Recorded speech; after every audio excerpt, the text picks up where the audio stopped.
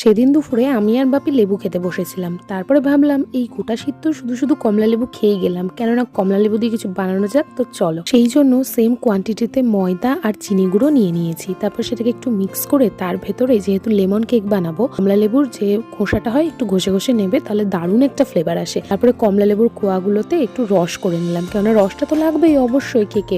আর দেখছো কত খাটনি করে আমি রসটা বের করলাম।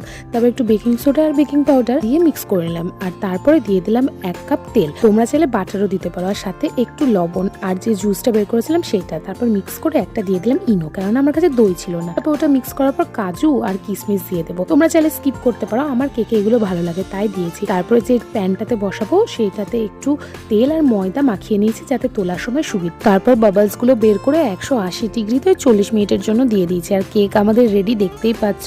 কেটেও নিলাম আর কতটা সফট হয়েছে। তো আমি এটা এনজয় করি, আর তোমরাও বানিয়ে ফেলো। টাটা।